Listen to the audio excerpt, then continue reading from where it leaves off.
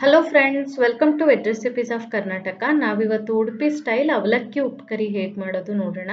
ಮೊದಲಿಗೆ ಒಗ್ಗರಣೆ ಮಾಡ್ಕೊಬೇಕು. ಅದಕ್ಕೆ ಒಂದು ಬಾಣಲೆ ಅಥವಾ ಪ್ಯಾನಲ್ಲಿ 2 ಚಮಚ ಎಣ್ಣೆ ಬಿಸಿ ಮಾಡಿ 2 ಟೇಬಲ್ ಚಮಚದಷ್ಟು ನೆಲಗಡಲೆ ಅಥವಾ ಶೇಂಗಾನ ಹಾಕಿ ಸ್ವಲ್ಪ ಲೈಟಾಗಿ ಕಂದು ಬಣ್ಣ ಬರೋವರೆಗೆ ಹುರ್ಕೊಳ್ಳಿ.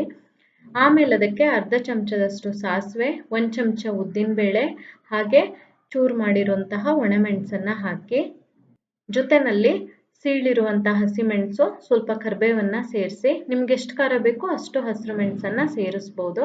ಎಲ್ಲ ಹಾಕಿ ಚೆನ್ನಾಗಿ ಒಂದ್ಸಲ ಈ ಥರ ಕೈ ಆಡಿಸ್ಬಿಟ್ಟು ತೆಕ್ಕೊಂಬಿಡಿ. ಒಗ್ಗರಣೆ ತಯಾರಾಗಿದೆ.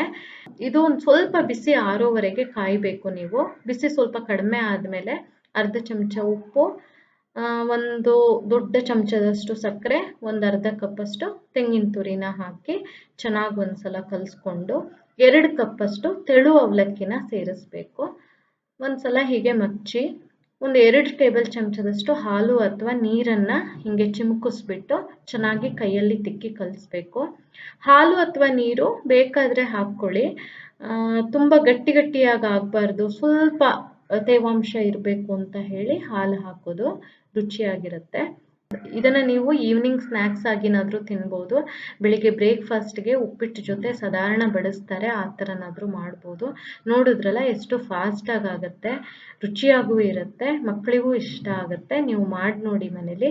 ನಿಮ್ಗೆ ಈ ವಿಡಿಯೋ ಇಷ್ಟ ಆದರೆ ಲೈಕ್ ಮಾಡಿ, ಶೇರ್ ಮಾಡಿ, ಕಮೆಂಟ್ ಮಾಡಿ, ಹಾಗೆ ನಮ್ಮ ಚಾನಲ್ಗೆ ಸಬ್ಸ್ಕ್ರೈಬ್ ಮಾಡೋದನ್ನು ಮರಿಬೇಡಿ. ಧನ್ಯವಾದಗಳು.